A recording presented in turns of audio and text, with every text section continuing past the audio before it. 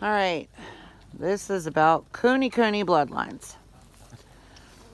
All right. Boing Boing there. He's almost 500 pounds.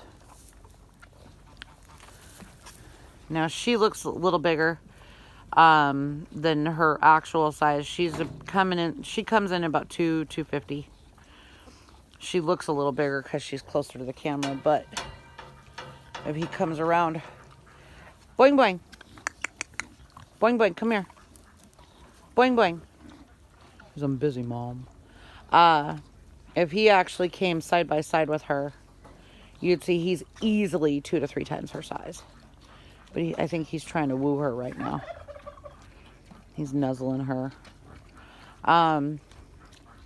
Anyway, original New Zealand bloodlines of Koonies can get 650 pounds easily by the time they're 4 or 5. Boing Boing here is just now 3 years old. And Miss Rosie here is 5, almost 6. Okay, now see, side by side, see how big he is? And that's the difference between New Zealand bloodline Koonies, and he is registered, and so is she. New Zealand bloodline Koonies versus American bloodline Koonies, fully grown. So if you're going to get into Koonies, do some homework on your bloodlines. Because not all, but many American Koonie breeders bred for color and cuteness, and spots and all that. And some Koonie breeders, like where Boing Boing came from, bred for authenticity to the breed. God, he's too funny. He's laying just on his head. He's still standing up in the back. That's too funny. Is that comfortable? Is that comfortable, Boing Boing? And plop. But that's a perfect example side by side of two good registered bloodlines, okay, of real Koonies and how big the original bloodlines are versus American bloodlines. And then you get into, I've seen on the East Coast a lot of Koonie bloodlines. Man, they don't even get, okay, just for size reference. That's 120 pound Juliana. Miss Pickles is maybe kicking 100 pounds. Hi, Miss Pickles. And these are registered Koonies. And they're maybe 160, 180 pounds. See how much smaller American bloodlines are? Versus, now, mind you, those are big pallets. But see, they're only 1, 2, 3, 3.5 bars tall on our pallet, on our pool fencing, right? Kuna laying down is 3 bars tall. Laying down. So hopefully that'll help y'all realize that when you get into a specific breed, whether it's Koonies, American Guinea Hogs is another video I should do, because American Guinea Hogs, there's actually bloodlines of American Guinea Hogs that, hi, sweetheart. Well, that's Sweetheart over there in the potbellies, but these are American Guinea Hogs. And American Guinea Hog bloodlines, the original bloodline of the lady that created American Guinea Hogs, her name was Hester. And her bloodline of American Guinea Hogs, they top out at 35, 40 pounds. But what most American Guinea Hogs now come around, oh, Bortus, what are you, 400? He's about 400. So American Guinea Hogs is another breed that you got to watch the bloodline. Okay? And there's some more Koonies. And these are more average size American bloodline, but they're from a really good breeder. And they're average size. They're only about 2 years old, and they're easily 250, almost 300 pounds already. So they'll get nice and big.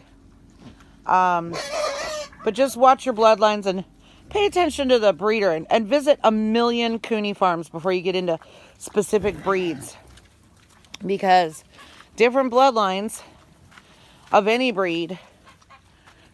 For instance, the New Zealand versus American bloodlines on coonies, American guinea hogs, old bloodlines versus new bloodlines, even Gloucestershire old spots.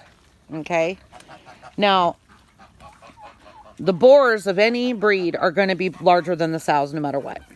Okay, but just as a size reference, Johnny Cash is a Rufus boar. Tammy Wynette Hare is a Princess Anne. Okay, and I don't know because she's so much farther away from the camera. But Dolly Parton there with the blue tag in her ear, she's the same size as Johnny Cash, or real close. Okay, real close. She's just so much further away. It's hard to tell because this is a big pen. But when the ladies are all standing next to each other, see how much smaller the Princess Anne is? A good third smaller, even side by side. Whereas when Dolly comes here and stands next to Johnny Cash, they're dang close to the same size. So no matter how purebred, registered, whatever bloodline you get, or whatever breed you get, there's different bloodlines that will get bigger or smaller depending on the bloodline. And you need to decide when you do your homework on each breed, go and see several breeders with different bloodlines so you can see side by side what each bloodline offers. Okay, because some bloodlines, even with the Gloucester, some bloodlines have longer noses. With Dolly Parton, some bloodlines have shorter noses, etc., etc. So even when you're into the registered purebred pedigree pigs, whether it's large meat breeds, what they call small lard breeds like coonies, Julianas. Well, look at this. These Julianas. These squares are 2 by 4 inches. There is not one Juliana in there that is over 14 inches tall. Okay? And to give you a little size reference. And purebred Julianas do not keep growing till 2 to 4 years old. If they do, they're not purebred. These guys, not a one of them weighs over 50, 60 pounds. Not one. And they're not starving and they're not hungry for nothing. In fact, Miss Lucy Goosey could probably stand to lose a few, and so could she. But no matter what you do, no matter what breed you get into, look at your bloodlines. Do some homework on that particular breed versus other breeds, because you could get a Coney from an American bloodline breeder, and she might take 5 years to top out to 250 pounds. Or you could get somebody that breeds true to the breed, and he, at less than 3 years old, he ain't 3 yet. That's on his paperwork. He's not 3 yet, I don't think. And he comes in easily.